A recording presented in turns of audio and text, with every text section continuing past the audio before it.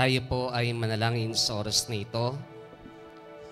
Patuloy po kami, O Diyos, nagpupuri at nagpapasalamat sa iyong kabutihan, sa iyong kadakilaan. Salamat dahil sa mga nagdaang araw ng aming buhay, nanatili kang matapat at nanatili kang mabuti sa buhay po ng bawat isa po sa amin. Pwede ho bang palakpakan natin sandali ang Panginoon? Yes, O Lord. Hallelujah, hallelujah, hallelujah. Yes, O Jesus. Come on, church. Yes, O Lord. Hallelujah, hallelujah, hallelujah.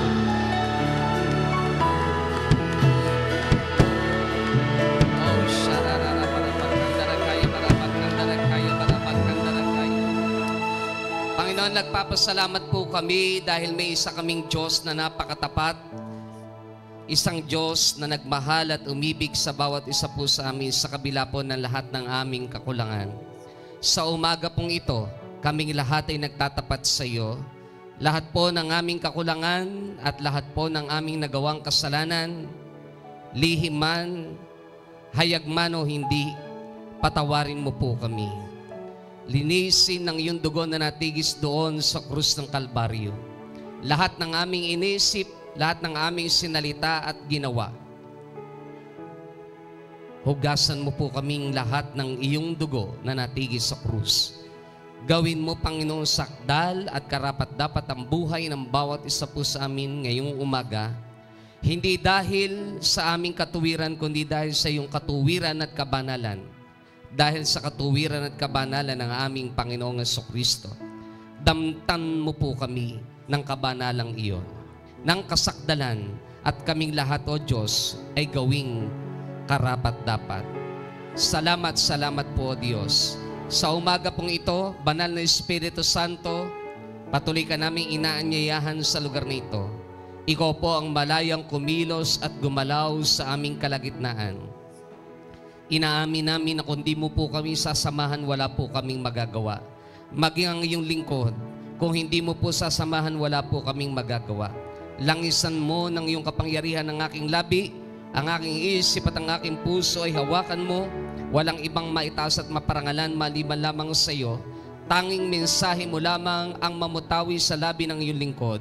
At ang mga bagay na hindi mo nais marinig ng iyong mga anak ay hindi mamutawi sa aking labi, Panginoon, ngayong umagang ito. Maraming pong salamat. Sa inaming pinagkakatiwala ang panambahang ito at naniniwala po kami ang buhay ng bawat isa ay patuloy na hihipuin ng iyong kapangyarihan. Banal na Espiritu Santo, ikaw po ang aming maging dakilang guro at tagapagturo ngayong umagang ito. At patuloy kang malayang kumilos ayon sa iyong nais, sa iyong sariling kaparaanan at hindi, Panginoon, sa nais lamang naming programa. Maraming pong salamat. Sa iyo lahat ng papuri, pagluwalhati at pagdakila sa pangalan ng aming Panginoong Hesus. Ang lahat ay magsabi ng Amen and Amen and Amen and Amen and Amen and Amen. Mas malakas ang palakpak sa ating pong Diyos sa buhay. Praise God, praise God, praise God, praise God, praise God. Yes, O Lord. Hallelujah, hallelujah, hallelujah. Praise the Lord, praise the Lord. Makakaupo ho tayong lahat sa umaga pong ito. Isa hong mapagpalang umaga sa bawat isa ho sa atin. At tayo po ay naniniwala na ang Diyos ay narito po sa ating kalagitnaan sapagkat yun po ang kanyang pangako sa aklat po ng Mateo, Kapitulo 18, talatang 19 hanggang talatang 20, kung saan may dalawa o tatlo na nagkakatipon sa kanyang dakilang pangalan, ang Diyos ay naroon sa kanilang kalagitnaan. Amen? Amen po? Pakibata nyo nga po sandali ang inyong katabi, batiin nyo po ng isang mapagpalang umaga na may kasamang ngiti. Praise God. Praise the Lord. Sa month of March, tayo po ay nasa buwan ng Marso at ang ating pinakatema po, it is about revival, a call to absolute obedience. Everybody say, a call to absolute obedience. Sa umaga pong ito, ang ating topic, it is about Jesus, absolute obedience. Everybody say, Jesus, absolute obedience. Basahin po natin sandali ang ginamit na teksto sa ating pong monthly theme. Yan po'y matatagpuan sa aklat ng Philippians chapter 2, verse 6 up to verse 11 ng NIV translation. How many of you po ang nakapakinig po kaninang umaga sa mensahe po ng ating Vice President, Pastora Joby Villanueva Binalya. Pakitaas ang kamay. Palakpakan po natin ang Lord. Napakaganda ho ng kanyang, para ho ang palakpak niyo, palakpak ho sa... Napakaganda ho ng kanyang mensahe kanina. Ano po, at medyo may konting twist ng tiningnan ang negatibo para dalhin sa positibong aspeto. At napakaganda ho ng mensahe po kanina. Ano po? Basahin po natin ang Philippians 2 verse 6 to 11 ng NIV translation, who, being in very nature God, did not consider equality with God something to be used to his own advantage. Rather, he made himself nothing. Everybody say, he made himself nothing. By taking the very nature of a servant, being made in human likeness, and being found in appearance as a man, he humbled himself. Everybody say, humbled himself. By becoming obedient to death. By becoming obedient to death. Even death on a cross. Therefore, God exalted him to the highest place and gave him the name that is above every name.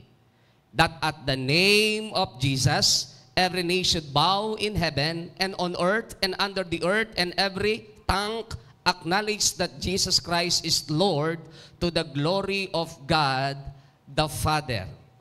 Palakpakan po natin sandali ang Panginoon. Let God bless the reading of His Word.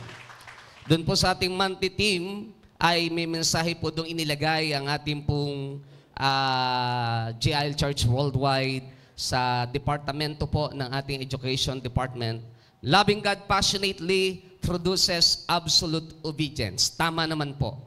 Ang pag-ibig sa Diyos ang unang nagbibigay po sa atin ng drive para sumunod sa Diyos, ang una nagmamotivate po sa bawat isa po sa atin. Mahirap sumunod kapag walang pag-ibig at walang pagmamahal. Amen?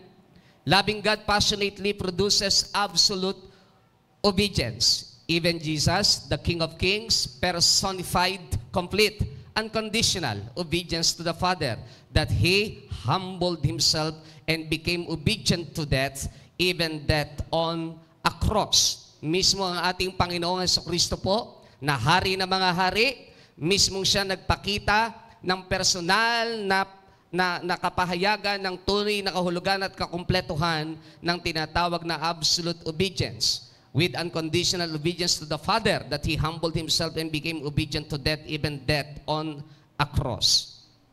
Just to accomplish the purpose of saving humanity. And our total obedience to the Lord stems from having a consecrated life. Everybody say, consecrated life. And a passionate love for God, which enables us to willingly do anything for Him. So naniniwala po ang Jesus is Lord Church Worldwide Leadership na para magkaroon tayo ng absolute obedience, napakahalaga ng tinatawag na consecrated life and passionate love for God. Dahil mahirap ang pagsunod at gawin ang pagsunod nang walang tinatawag na kasakdalan ng buhay at walang tinatawag na lalim at igting ng pag-ibig at pagmamahal sa Diyos, sapagkat hindi ho madaling sumunod kapag wala hong joy sa puso po natin eh. At yung joy, nagmumula lang po yung kapag kakatotoong lahat ng bagay na ginagawa natin ay dahil sa pag-ibig at pagmamahal po natin sa atin hong Panginoon. Amen? Amen po. Palakpakan natin sandali ang ating Panginoon. So, let us keep in mind that revival can only happen if our lives are aligned with how God wants to live our lives. Huwag ho natin kakalimutan, lagi natin isaisip at itanim sa ating mga isipan at sa ating mga puso na ang tunay na revival o pagpapanumbalik at pagbabalik loob sa Diyos at pagpapanag-uli ng ating tinatawag na lalim ng pag-ibig at pagmamahal sa Panginoon ay mangyayari lamang kapag ang buhay ng bawat isa sa atin ay nakakonekta, naka-align, nakatama, nakasunod doon sa naisin ng Diyos sa buhay po ng bawat isa po sa atin. So, ibig sabihin, imposible ang revival kapag po pala ang ating buhay ay hindi tunay na connected sa atin hong Panginoong Hesukristo. Tama po ang John chapter 15, beginning verse 1 up to verse 7. Ang sabi ng ating Panginoong Jesus, ako ang tunay na puno ng ubas at ang aking ama ang tagapag-alaga. Ang Panginoong Jesus mismo ang nagsasabi na may dalawang konsepto na dapat nating makita. Ang Panginoon Jesus, ang tunay na puno ng ubas, ang tunay na tagapag-alaga ay ang kanyang Ama.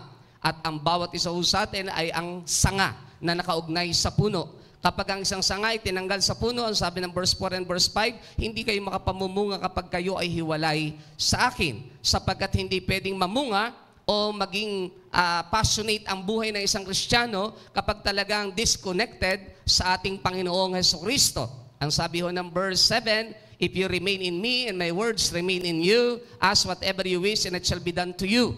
Anumang bagay na ihingin mo, gagawin ko, ang sabi ng Panginoon, kung mananatili ka sa akin at ang mga salita ko ay mananatili sa iyo. Hingin mo ang lahat ng iyong maibigan at gagawin ko. So, ibig sabihin, napakahalaga ho ng tinatawag na staying connected with God o staying, yung tinatawag na tapping to the frequency ng ating Panginoon. Hindi po pwedeng hiwalay ka at hindi po pwedeng ikaw ay disconnected.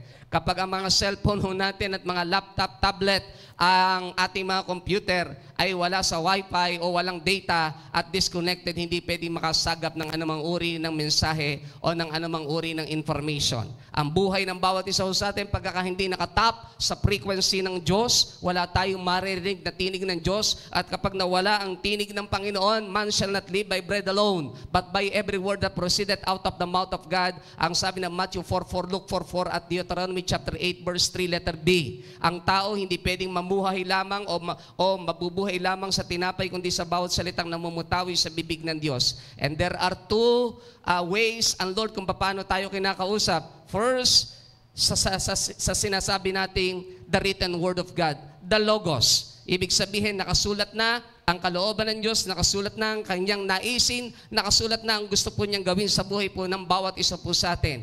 Pero meron pa pong lalim. Dahil ang Logos, the written word of God, kapag binabasa po natin ay meron tinatawag na the Rema word of God. Nakakarinig tayo ng revelation, nakakarinig tayo ng tinig ng Diyos while we are listening. Kahit po ngayong umagang ito, habang nakakarinig ka, kapag ang frequency mo ay bukas sa Diyos, may mensahe kang naririnig sa tagapagsalita at may nadadagdag sa pananampalataya mo, but at the same time, may special message sa Lord na naririnig ka habang nakikinig ka sa isang tagapagturo. At kapag yung mga mensahe iyon ay na-notes po natin, yan po ang malalalim na dealings ng Diyos sa bawat isa sa atin. Kaya tama, man shall not live by bread alone, but by every word that proceedeth out of the mouth of God. Amen? Palakpakan natin sandali ang ating Panginoon.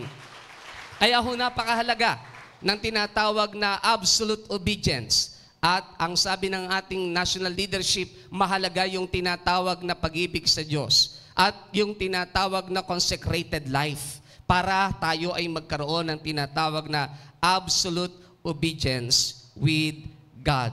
But this morning, ang ating mensahe ay focus lamang sa isang aspeto ng naganap doon sa divinity and humanity ng ating Panginoong Hesukristo. Because I know and I believe napakarami hong mensahe at hindi natin kayang kuhanin sa isang upuan.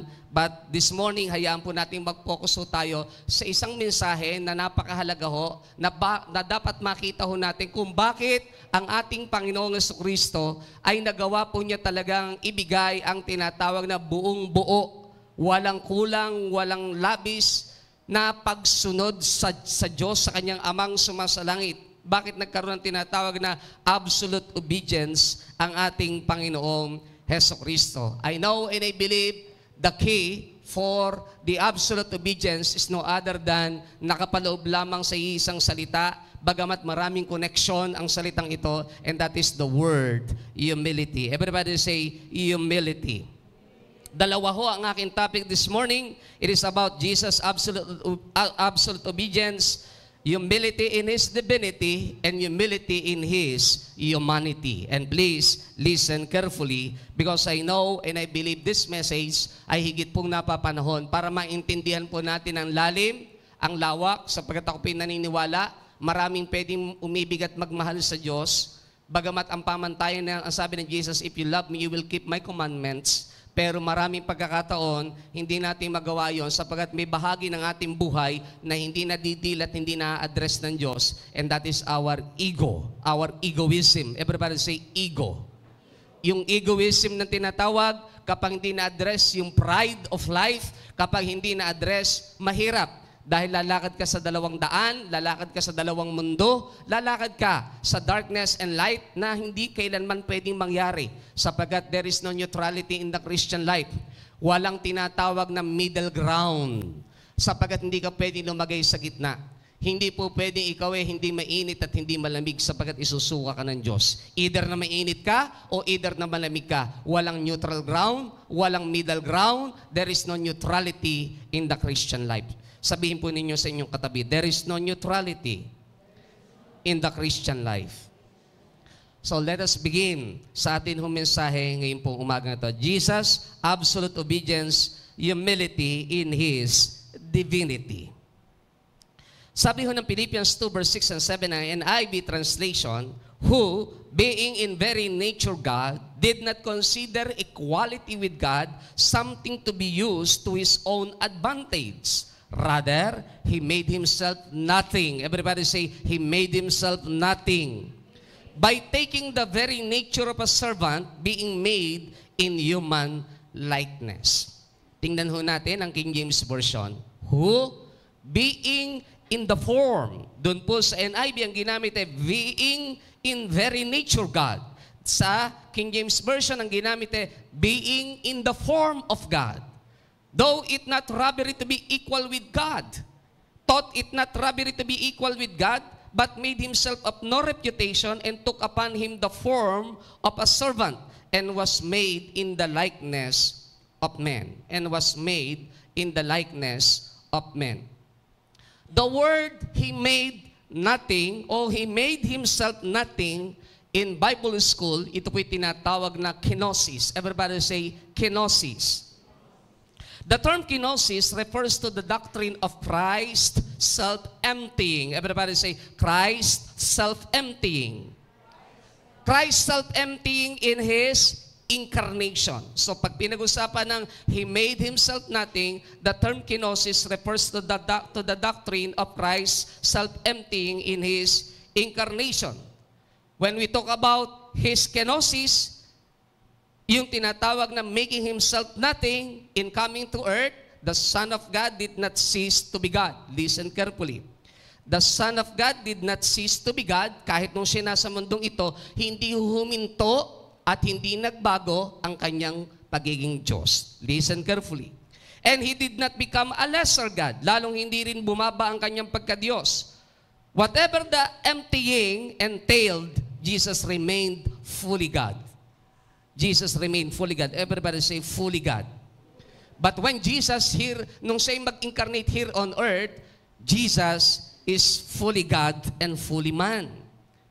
May handon yung kanyang tinatawag na full humanity. In Christ, all the fullness of the deity lives in bodily form. Ang sabi ng Colossians 2, verse 9. In Christ, all the fullness of the deity lives in bodily form. The kenosis was a self-renunciation.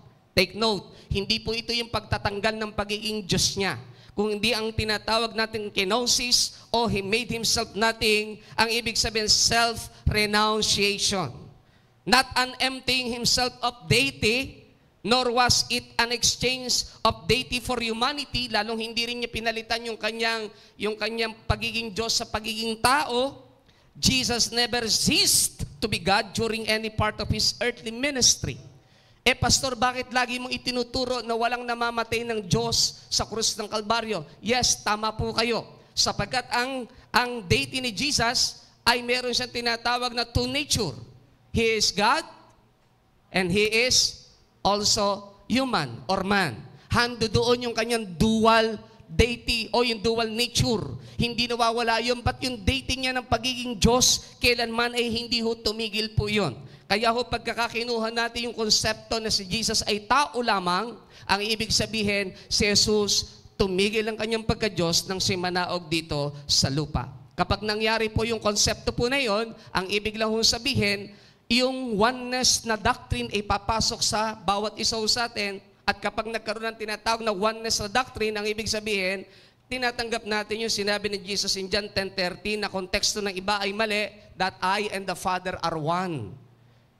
Kapag nangyari yon, dapat si Jesus hindi nag-pray sa Father nung siya nasa krus ng Kalbaryo para sabihin niyang, Father, into your hands I command my spirit. Ibig sabihin, si Jesus at ang Ama ay magkaiba ng tinatawag na persona. Ibig sabihin, sa eternal Godhead doctrine, sa isang Diyos, there is only one God pero may 3 persons. At ang Father ay hindi kailanman naging isa para kay Jesus, dahil pag nangyari yon, nung si Jesus ay namatay sa krus ng Kalbaryo, patay din ang Ama. So therefore, walang Diyos na nananatiling nasa langit kapag nangyari po yon.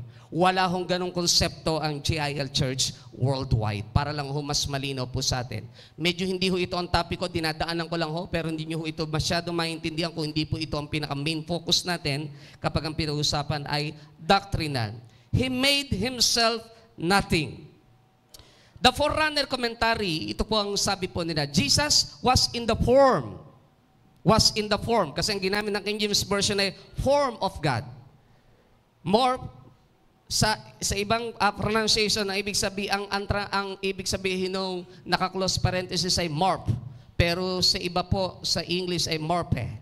Morph of God or morphe, the word being indicates a condition that began in the past and continues in the present.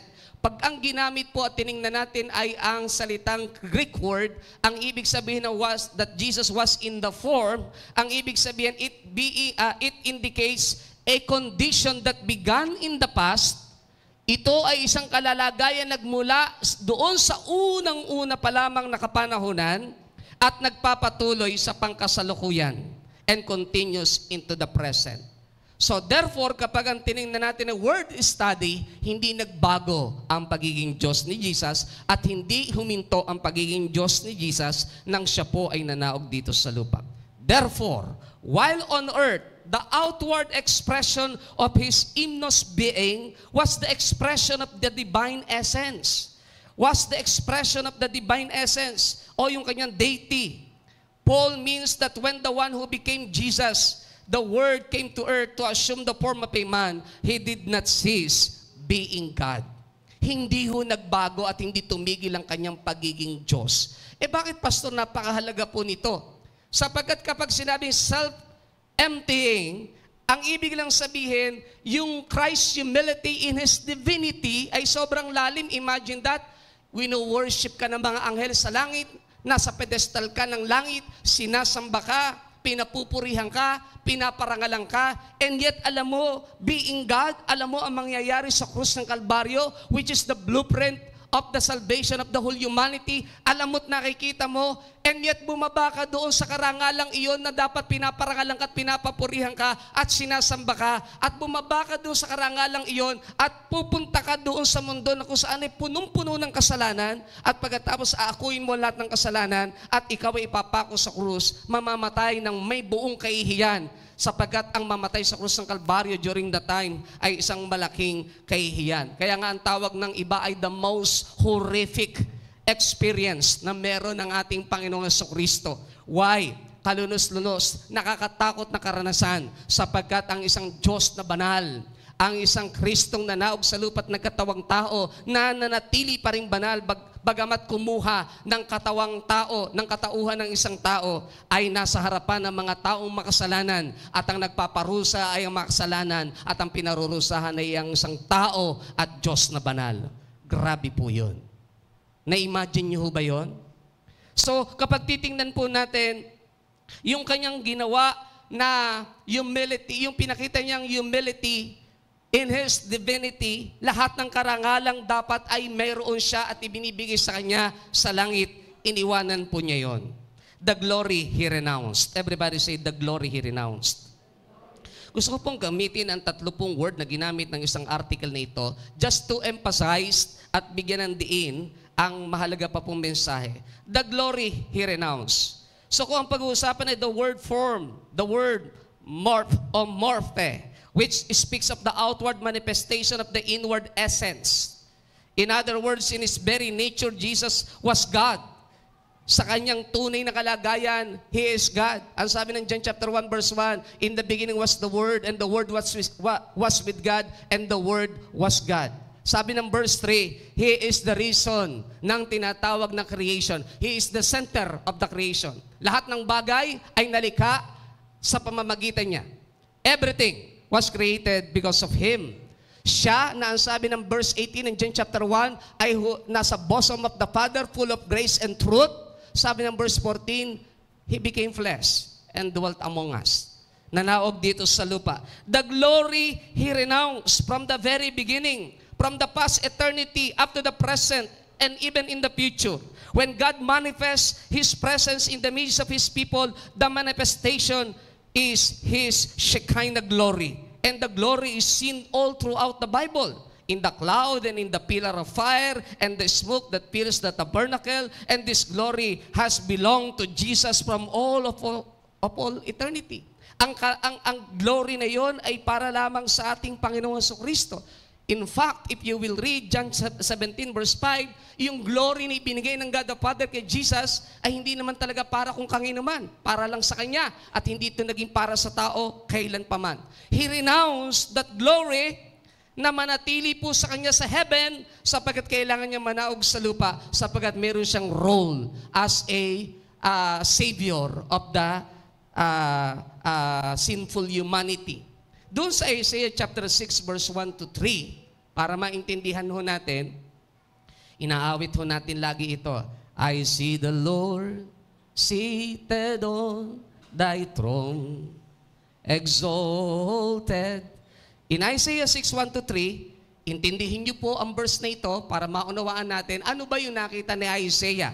In the year that King Uzziah died, I saw the Lord high and exalted, seated on a throne. And the train of His robe filled the temple. So napuno ng kaluwalhatian ang loob ng templo. May nakita ko siya. Sabi niya, I saw the Lord high and exalted, seated on a throne. Above Him were seraphim, each with 6 wings. With 2 wings they covered their faces, with 2 wings they covered their feet, and with 2 they were flying. So hindi pwedeng makita ang kanilang mukha. Sapagkat sa langit, walang ibang pwedeng umagaw ng karangalan kahit sino. Ang Panginoong Jesucristo lamang. Sundan po natin. Sabi ng verse 3, and they were calling to one another, Holy, holy, holy is the Lord Almighty. The whole earth is full of His glory. Isaiah said this, sabi ng John 12:41. Tingnan niyo po. Isaiah said this because he saw Jesus' glory and he spoke about Him. Hindi po si pastor ang nagsabi niyan. Kinikilabutan po ako nung pinapag-aralan ko pa ang mensaheng ito. John 12:41.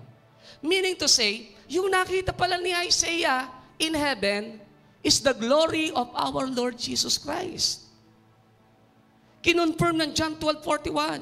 Isaiah said this because he saw Jesus' glory and he spoke about Him. Imagine that. Habang nakatayo si Isaiah, nakita niya, seated on the throne. Kaya ako paborito ko po yung senaryo ni Stephen eh. Nung sumigaw siya, I saw Jesus standing at the right hand of the Father.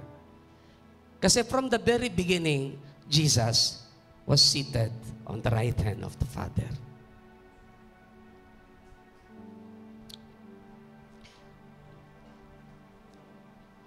Pero nung binabato na si Esteban, papatayin because of his faith. Declaring that Jesus was resurrected, ayaw maniwala ng mga tao. Kahit binabato hanggang sa siya ay mamamatay na, hindi niya sinuko ang kanyang faith.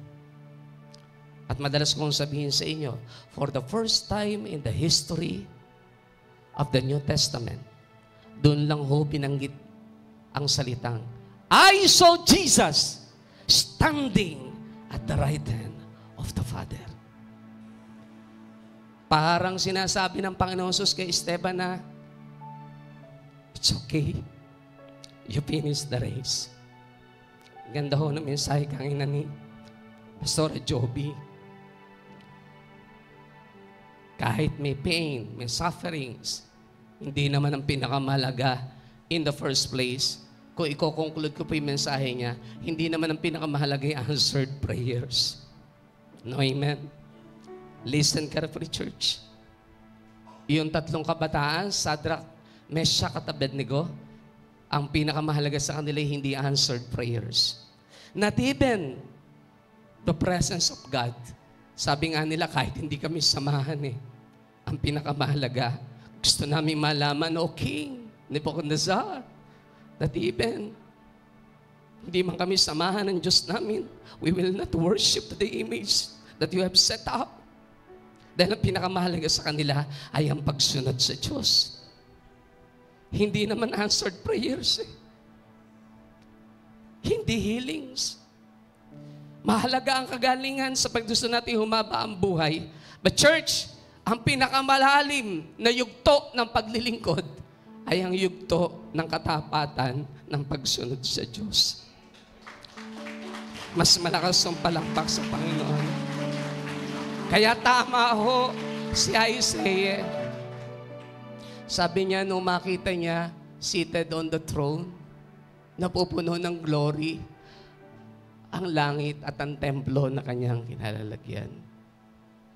Umaawit ng holy, holy, holy is the Lord. And yet, that Jesus,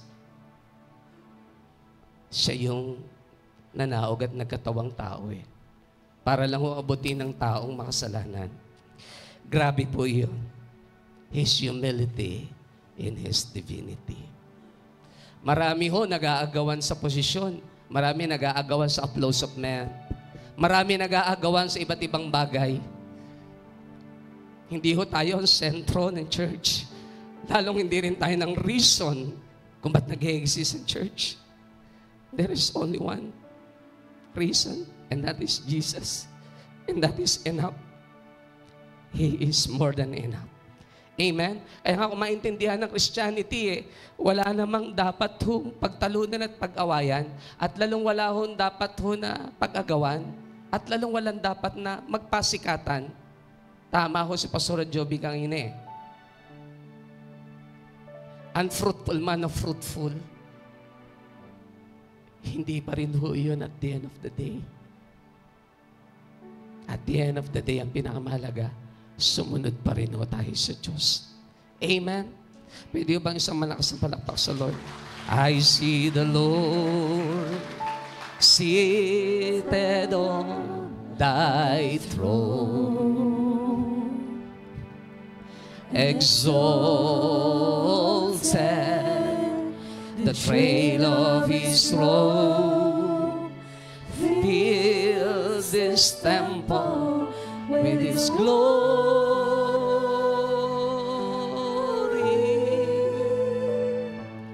and the whole earth is filled, and the whole earth is filled, and the whole earth is filled with His glory. With His glory. Ito po ang awit ng mga anghel sa langit. Holy, holy, holy. Holy, holy, holy, holy, holy is the Lord. Holy, holy, holy, holy. Salamat po, Diyos, sa mayamang biyaya. Ikaw na sinasamba sa langit. Ikaw na pinaparangalan. Nanahaog dito sa mundo na puno ng kasalanan. Oh, sararabarabat ka na lang kayo. Holy, holy, holy, holy, holy, holy. Yes, oh Jesus. Holy, holy is the Lord. Pwede Mabuti ho bang palakpakan natin sandali ang Lord. Jesus Christ is God Himself. God of very God. Everybody say, God of very God. Before the world was, He eternally existed in the very nature of God, in the very essence of God, and in the very glory of God. Wala hong nagbago po doon. Wala hong nagbago po doon. Actually, kapag ito ang tinatopic natin, parang topic ho natin ang number 1 declaration of faith ng JIL Church, the Lordship of our Lord Jesus Christ. When we talk about yung kanyang humility in His divinity, the rights He relinquished, yung mga karapatang kanya pong inilet go at hindi po niya pinilit na makuha o hindi niya pinilit na manatili. Ang sabi ng Philippians 2 verse 5 to 7, in your relationships with one another, have the same mindset as Christ Jesus. Everybody say, the same mindset. The same mindset. Sa atin daw pong relasyon, sa bawat isa ho sa atin, binibigyan ng diin ni St. Paul na dapat may isa lamang tayong kaisipan kagaya ng kaisipan ni Jesus. Iisang pananaw, iisang konsepto. Who, being in very nature God, did not consider equality with God something to be used to His own advantage. Nasa posisyon, nasa pinakamataas na kalagayan, pwedeng gamitin sa kanyang sariling kapakanan, something to be used for His own advantage, pero hindi ho ginawa ng ating Panginoong Jesucristo. In fact, ang sabi ng Philippians 2 verse 5 to 7, verse 7, rather He made Himself nothing by taking the very nature of a servant, being made in human likeness. Even though Christ existed before the world in the very nature and essence and glory of God, ruling creation in majesty, and receiving the worship of the saints and angels in heaven, He did not regard these as things to cling to. Kaya nga ho, hindi naman ho kinakailangan tayo po ay nakakling lang doon sa mga gusto ho nating marating eh. Promotion, positions, o whatsoever na gusto ho nating tagumpay, hindi ka dapat doon lang nakakling, hindi ka dapat nag-i-stay lang doon o naglilinger ka doon. Instead, He humbly renounced the glories of heaven and welcomed the restrictions of humanity in order to accomplish salvation for sinners. Ginawa ng Panginoon Sus yun para lang abutin ang mga taong makasalanan. He relinquished all His rights. Sabi ho ng isang article, but think of what Christ left behind. This is the creator of the universe. Sabi ng crossway.org. The possessor of divine glory and majesty, the one rightly worshipped by all the heavenly hosts, taking the form of a slave. We should be astonished at the humility of Christ. Because the word emptied, sabi ng crossway.org, the word emptied o kino, ang ibig sabihin is, it does not mean the Son of God emptied Himself of His deity in some kind of theological subtractions. Emptied means divestiture of position or prestige. How did the Son of God divest Himself of position and prestige? Through the incarnation. Paul uses two clauses to explain more precisely the emptying. The emptied Himself. Number 1, by taking the form or morph of a servant, by taking the form of a servant. And number 2, by being born in the likeness of men. Kinuha po niya yung dalawang konseptong iyon. Kinuha niya yung dalawang meaning ng emptying Himself o emptied Himself. Yung taking the form of a servant and being born in the likeness of men. These two phrases are mutually interpreting. The only way for the Son of God to take on the form of a slave was to enter the world and be born as a man. Therefore, the pre-incarnate Son of God divested Himself of position and prestige, not by subtracting deity, but by adding humanity and becoming the God-man, both fully God and fully man. So, para ho mas madaling intindihin, hindi na-subtract o na-subtract yung kanyang tinatawag na pagiging Diyos, bagkus ay na-add lang ang kanyang humanity. Kaya, pag tinignan natin, si Jesus, He is both fully God and fully man. Hindi ho nagbabago sa kasaysayan yon. Ang iniwan niya ay yung tinatawag na position ng prestige o yung parangal o yung kaluwalhati ang dapat ay binibigay sa kanya sa langit.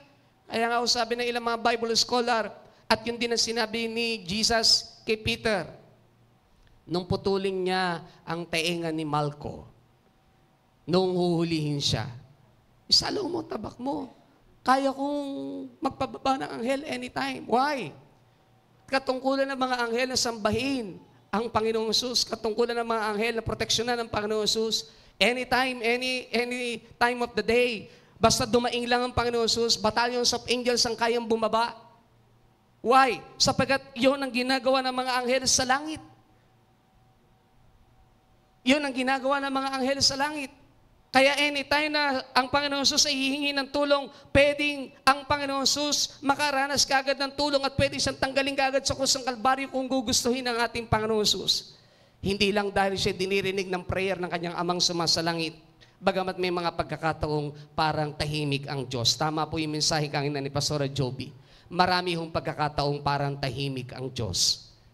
Lalo na sa panahong ang lahat ng kasalanan ay naatang sa balikat ng ating Panginoon Kristo. Dahil one of the 7 last word, tayo po ay approaching sa ating tinatawag po na Lenten season. Ano ang one of the 7 last word? My God, why thou hast forsaken me? The word my God referring to the eternal Godhead. Nung una, sa kanyang mga prayer, lahat ina-address niya to the Father, part of the triune God, part ng 3 persons. Lagi niya sinasabi, Father, forgive them for they know not what they do.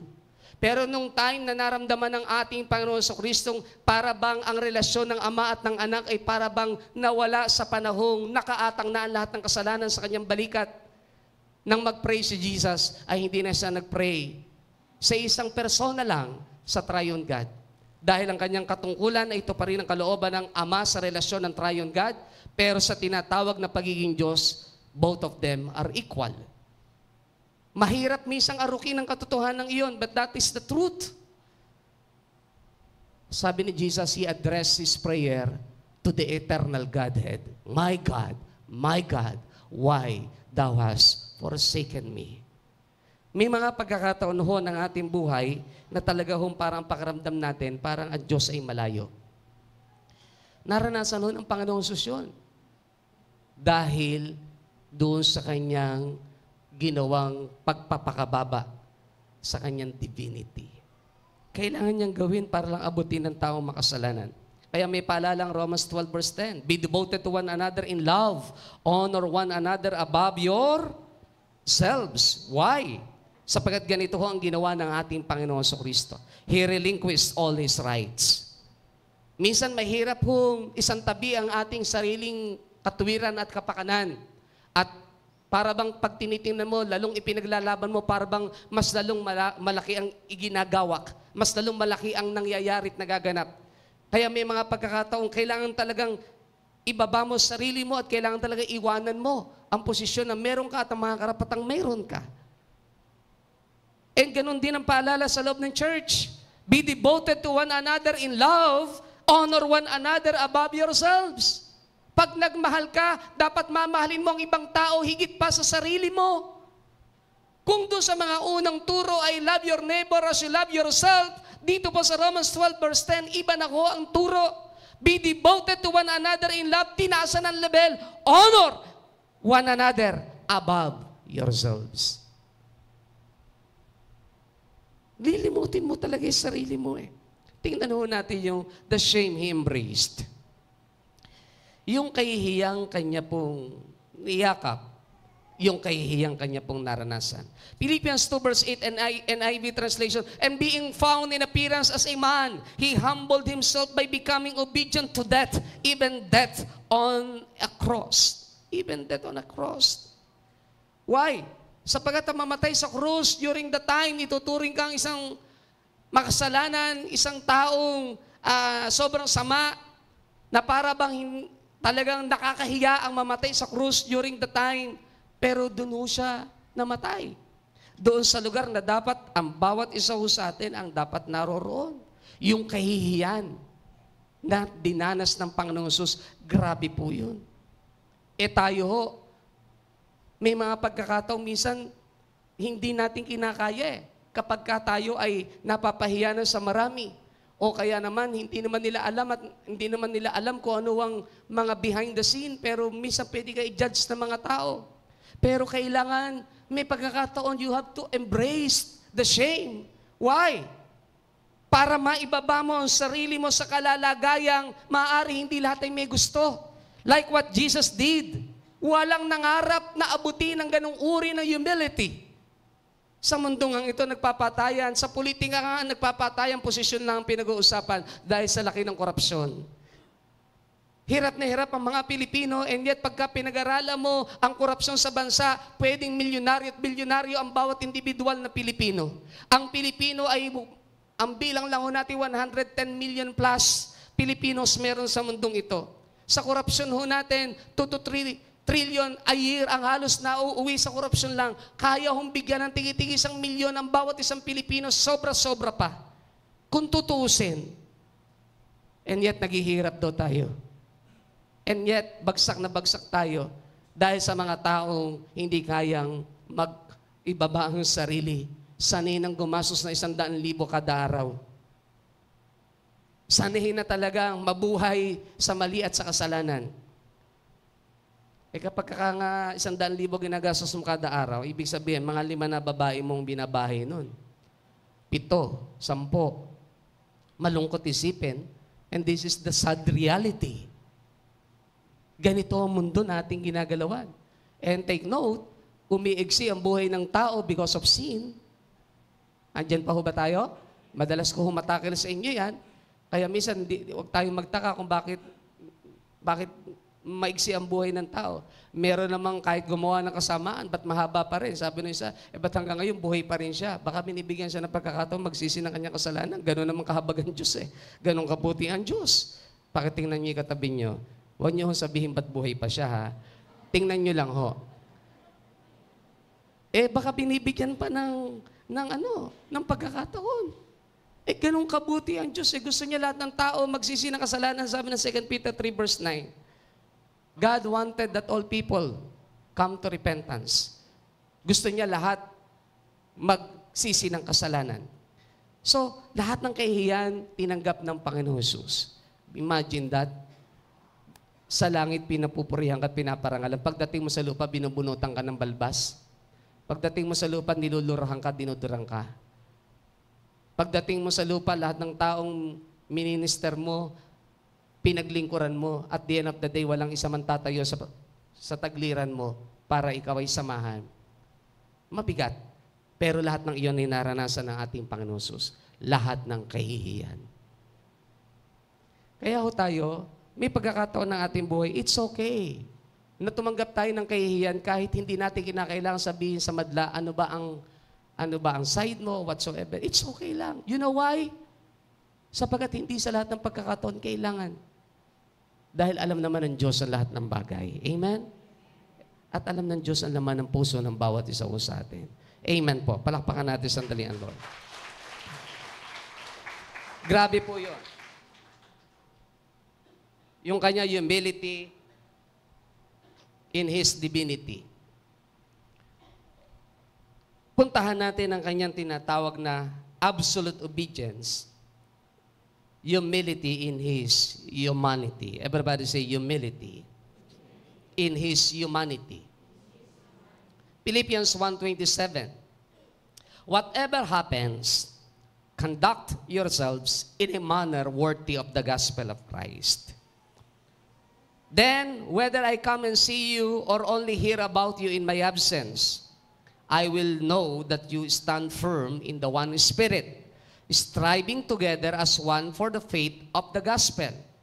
Everybody say, striving together as one for the faith of the gospel. You know, when we talk about key to experiencing unity, Paul explains, mangyayari lang ito through humility para magkaroon ng unity inside the church. Whatever happens, conduct yourselves in a manner worthy of the gospel of Christ. Then whether I come and see you or only hear about you in my absence, I will know that you stand firm in the one Spirit, striving together as one for the faith of the gospel. Humility, sa tinatawag nating humanity. Humility in His humanity. Pwede bang mahilingan naman sa ating PowerPoint? Mayroong isang verse ako na neglect. Bakibalikan nga natin Philippians 2. Philippians 2, verse 7 and verse 8. O baka meron sa slide ko. Philippians 2, verse 7 and verse 8.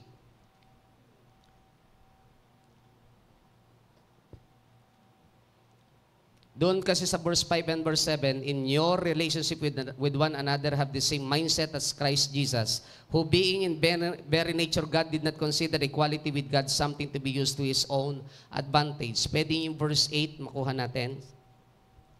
The verse 8.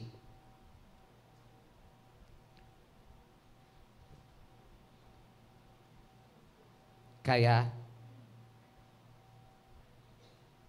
and being found in appearance as a man, He humbled Himself by becoming obedient to death, even death on a cross. And being found in appearance as a man, He humbled Himself by becoming obedient to death, even death on a cross.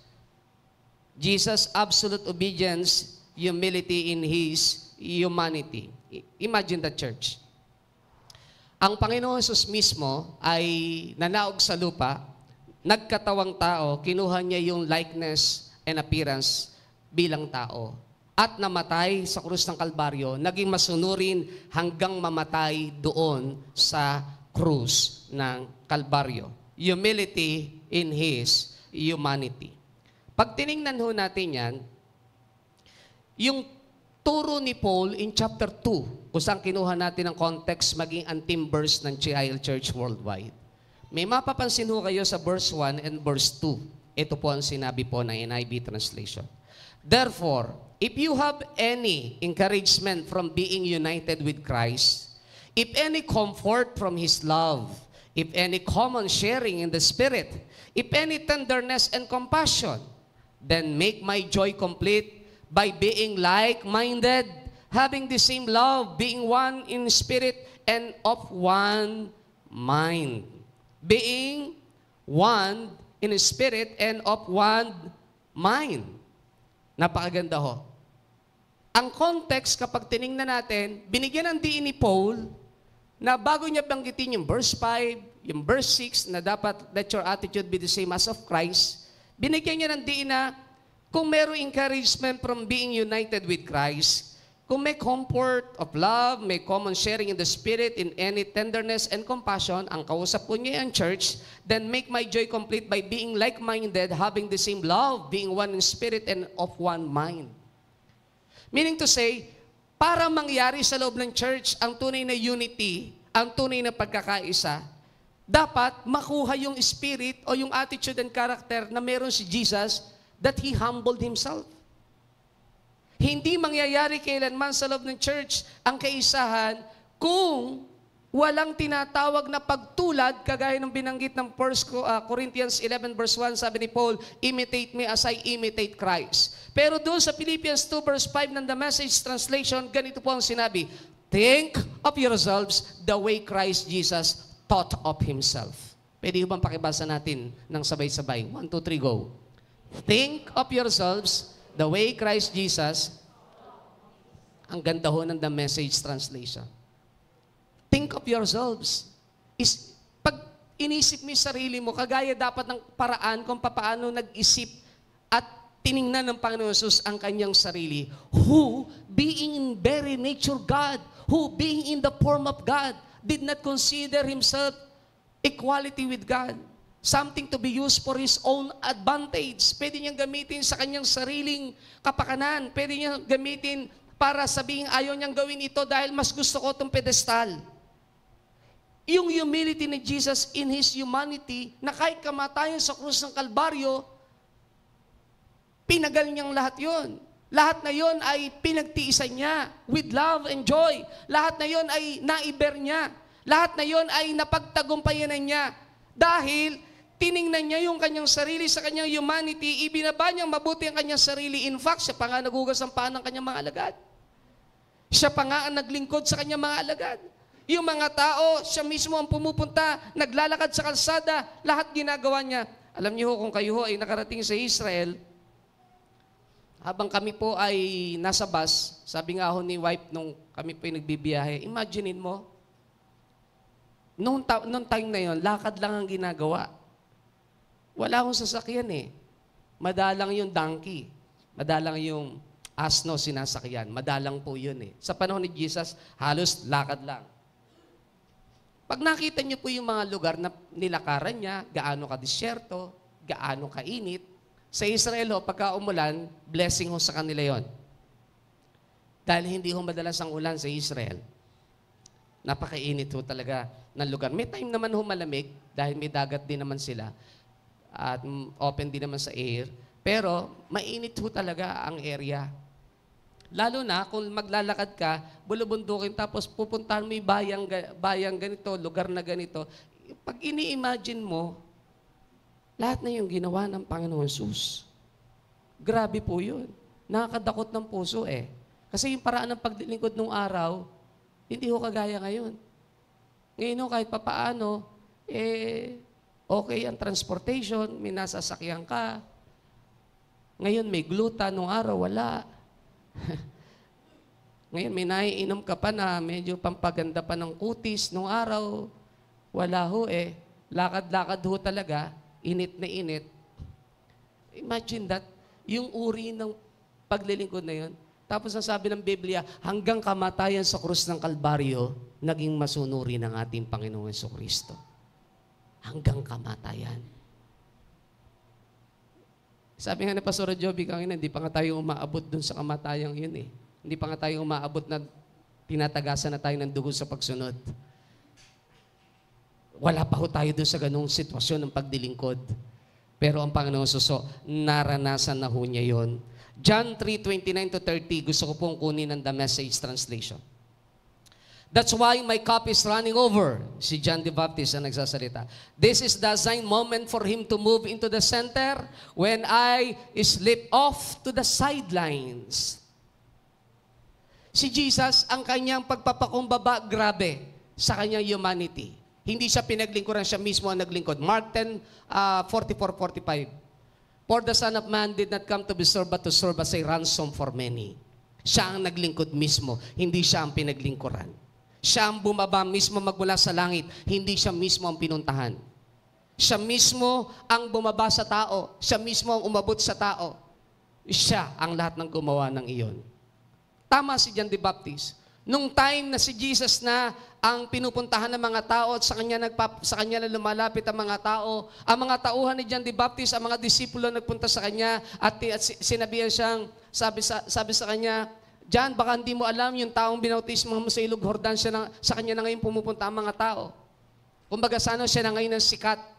Gustong-gusto ko po ang translation ng The Message Translation Bible nang sagutin ni John ang mga tanong ng kanyang mga alagad. That's why my cup is running over. Ibig sabihin, nag-uumapaw ang aking kagalakan. This is the assigned moment for him. This is the assigned moment for him to move into the center. To move into the center while I slip up to the sidelines. Sa loob ng church, sa loob ng leadership, sa paglilingkod, sa loob ng tahanan, sa workplace, dapat ang nasa center si Jesus lang. At tayong lahat ay dapat nasa gilid lang, nasa sidelines lang. It's okay. Why?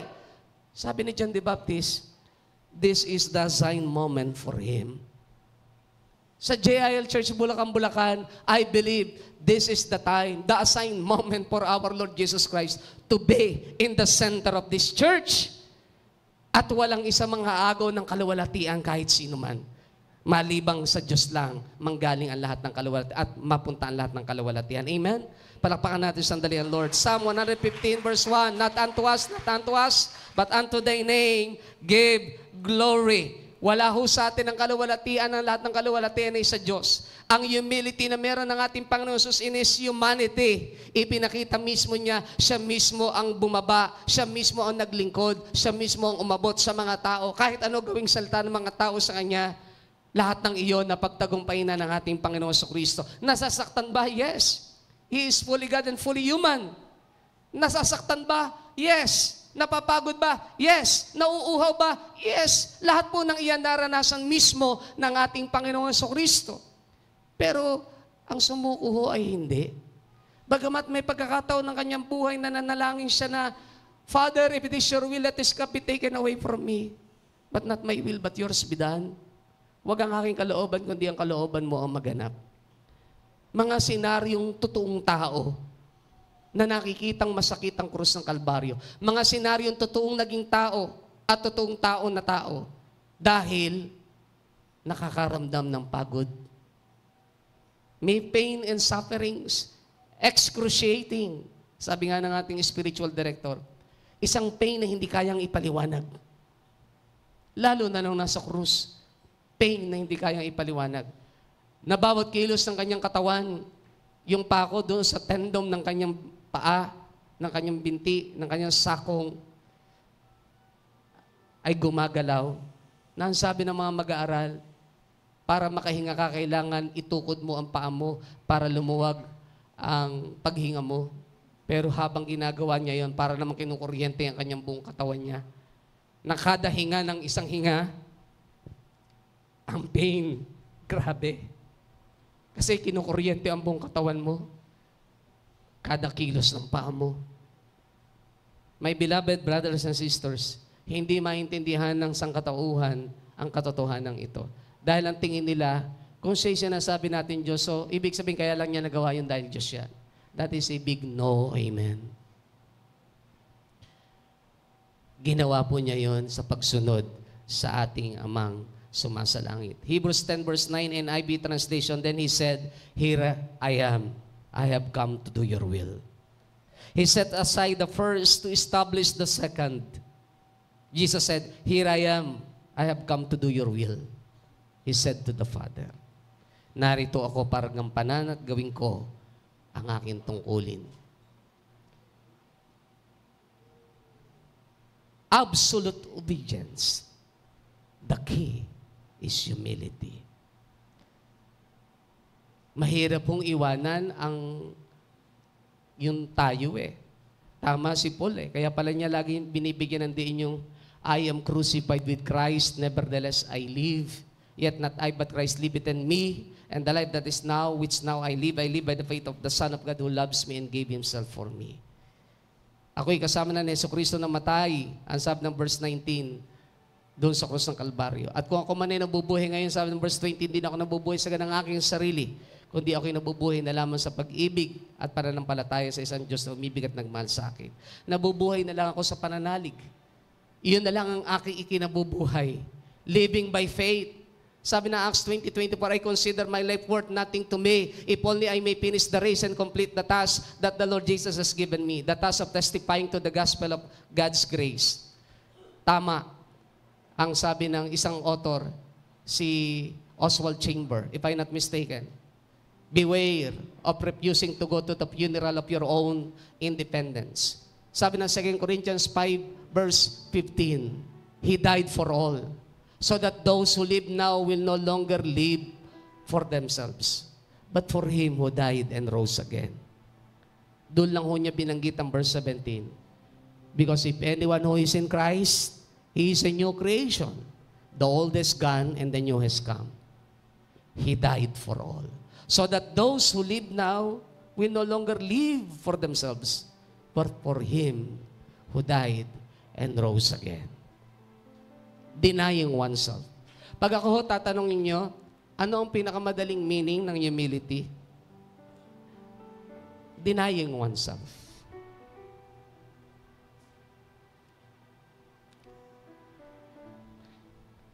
Dadalhin ka pala ng Diyos doon sa ganung senaryo ng iyong buhay kung hindi ka pa nakakarating.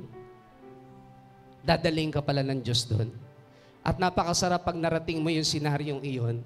Kasi yun yung time na alam mo na, Lord, sumunod po ako. Hindi po ako naging traidor. Sumunod po ako. Kinalimutan ko po yung sarili ko. Sa Diyos, ang pinakamahalaga, yung totoong ikaw at hindi ang totoong tao na ang tinutukoy mo iba. No, amen? Hindi ka nabubuhay para kang hino pa man. We exist for God and for God alone. Amen? Palakpakan po natin ang Lord.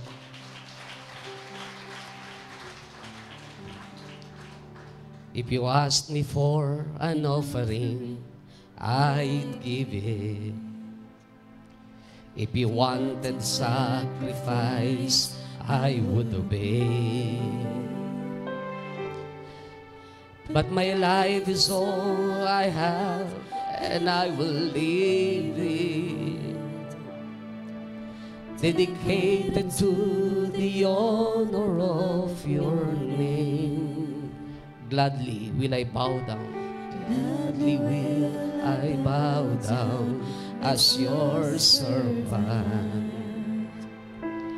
Gladly will I wait for your command.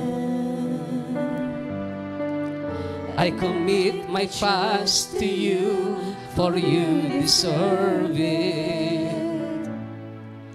I delight within the guidance of your hand. Pwede ho bang intindihin natin mabuti ang awit na ito? If you ask me for an offering, I give it. If you wanted sacrifice, I would obey. But my life is all I have, and I will leave it, dedicated to the honor of your name. Gladly will I bow down. Gladly will I bow down as your servant. Gladly will I wait for your command. I commit my fast to you, for you deserve it. I delight within the guidance of your hand. Here I am, and I long to do your will. Here I am, I follow your command. Here I am, until my calling is fulfilled. Here I am, here I am. Here I am. Here I am. And I long. And I long to do your will. Here I am. I follow your command. Here I am. Here I am. Until my calling is fulfilled. Here I am. Here I am. Sa oras po nito, ang tanging tatayo lamang po ay ang nais talagang totohanang susunod sa Diyos. Yung hindi po talaga totohanang kayang sumunod, manatili lang po kayo nakaupo.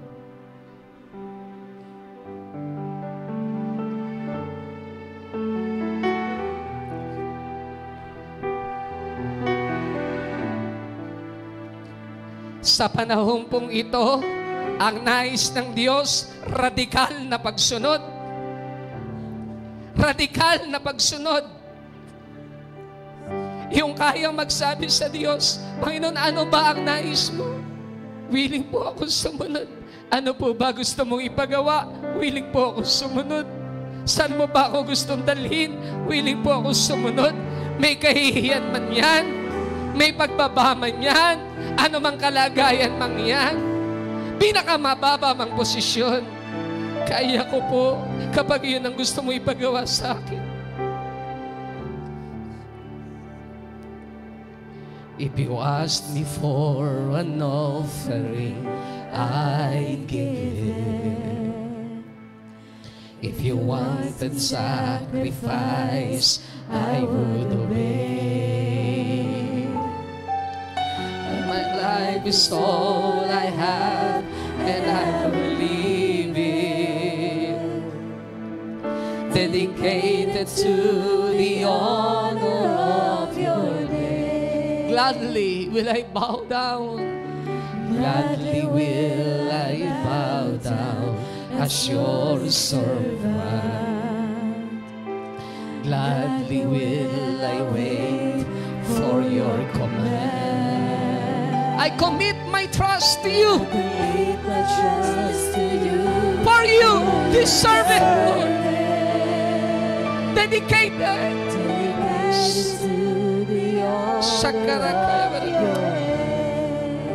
If you ask me for an offering, oh, Shakarakaya Barabakandarakaya. Shakarakaya Barabakandarakaya Barabakandarakaya. But my life is all I have,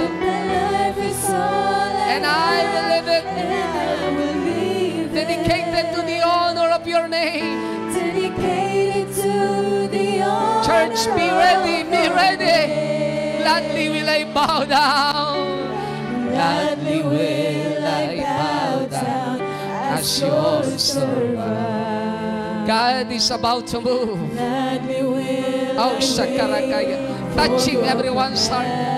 Touching everyone's spirit.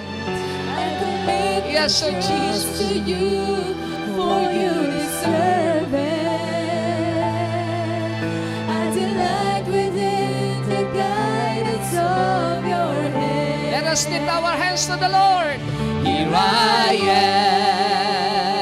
am, and I long to do your will. here I am, I'll follow your command.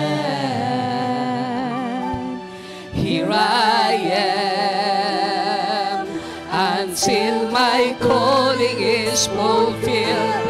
Here I am, here I am, here I am, here I am, here I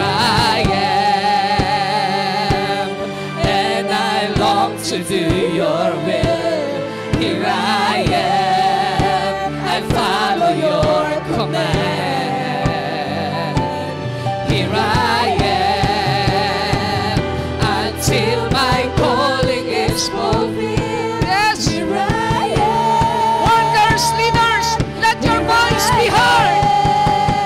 Yes, here I am, and I long to do your will. Here I am, I follow your command. Here I am, until my calling is fulfilled. Here I am, here I am, here I am, here I am, and I long to do your will. Here I am, I follow your command. Here I am, until my calling is fulfilled. Here I am, here I am. Only the music ministers. Come on, music ministers. I long, to do your will. I want to hear. Here I am, Let your voice be heard. The whole one ministry. Come on. Say it to the Father, to the Son, and to the Holy Spirit. Say it to the Father, to the Son, and to the Holy Spirit. Come on, one ministry.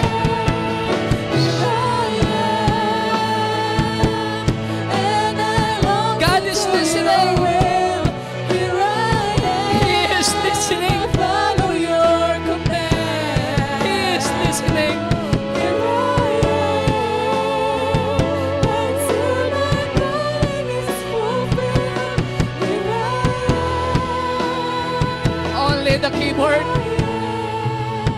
Let the KKBs and YN, the youth, let your voice be heard.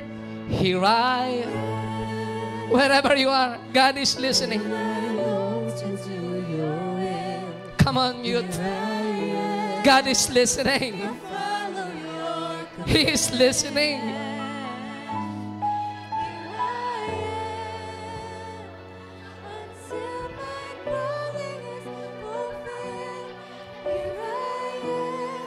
Come on, come on, come on, youth. Let your voice be heard.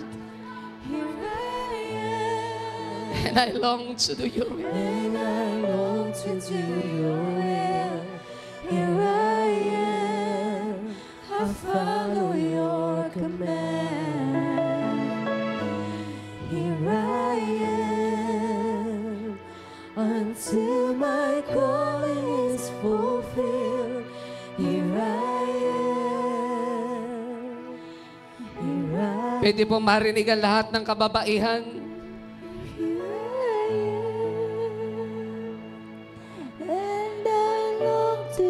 Say it to the Father, to the Son, and to the Holy Spirit. God is listening. He is listening this morning. Here I am until my calling is fulfilled. Here I He requires absolute obedience. Here I am. Ang mga kalalakihan po, here I am, and I long to do your will. Here I am, I'll follow your command. Here I am, until my calling is fulfilled. Here I am. Habang tumutunog po ang keyboard sa ating kalagitnaan, kayo po na nakakapanood sa YouTube, come on.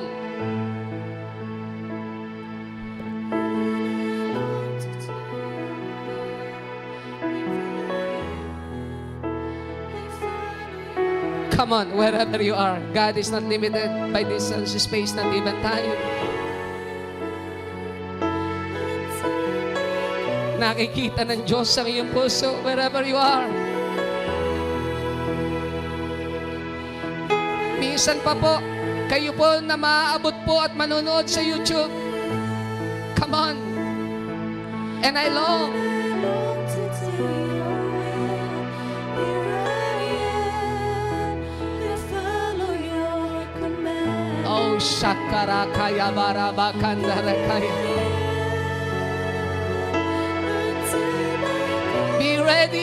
Be ready, church. Yes, oh Jesus. I am. Here I am, and I long to do your will. Here I am, I'll follow your command. Here I am, until my calling is fulfilled. Here I am, here I am, here I am, and I long to do your will. Here I am, I'll follow your command. Here I am.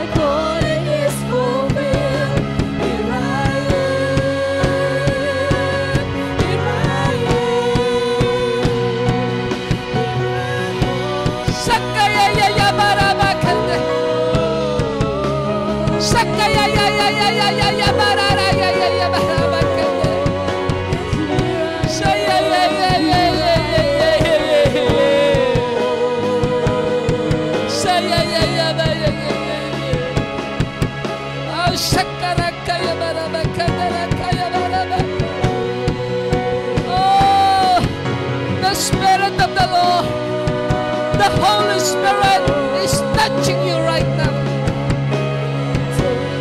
He is touching you right now, church. He is touching you right now. Empowering you. He is empowering you. Oh, Shakaya Yabaraba Kandara Kaya Baraba.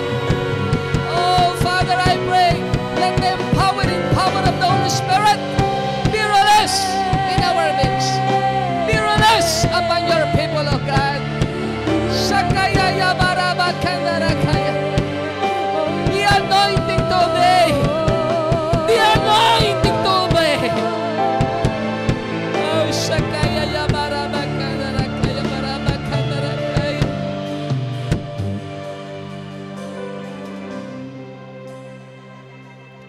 Here I am, and I long to do your will.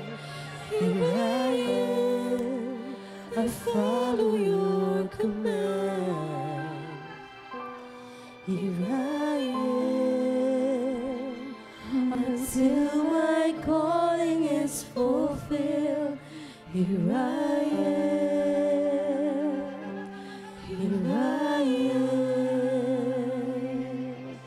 here I am, and I long to do your will. Here I am, I follow your command. Here I am, until my calling is fulfilled. Here I am, here I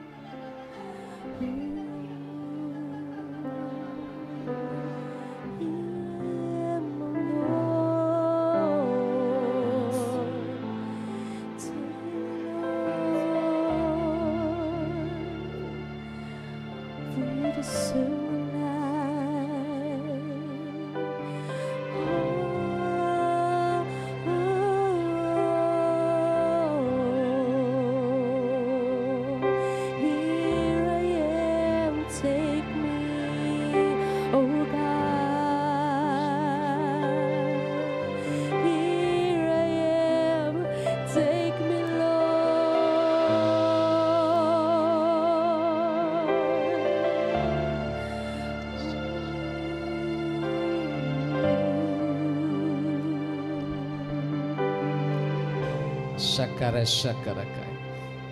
Thank you, Lord, for your presence in our midst, Lord. Thank you, thank you, thank you.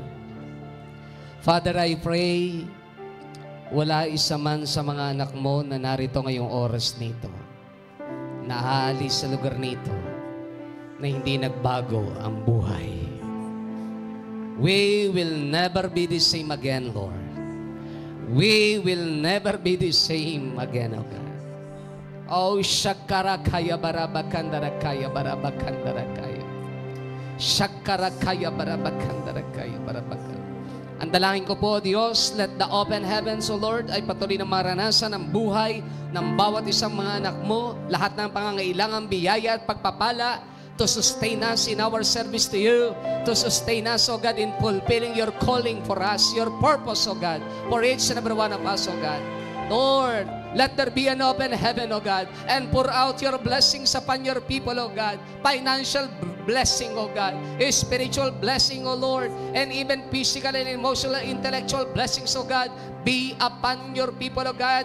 Today, O God, this morning, Lord, in the name of Jesus. In the name of Jesus. In the name of Jesus. At naniniwala po kami, ang bawat isa po sa amin, hindi lang matatapos ang finish line. Tatapusin po namin ng buong tapang, ng buong kagalakan, ng buong pag-ibig at pagmamahal, ng buong pagsunod. Salamat, salamat, salamat po Diyos. Sa iyo ang lahat ng papuri, pagluwalhati at pagdakila sa pangalan ng aming Panginoong Hesus. Sa lahat may magsabi ng Amen and Amen and Amen and Amen. God bless you all.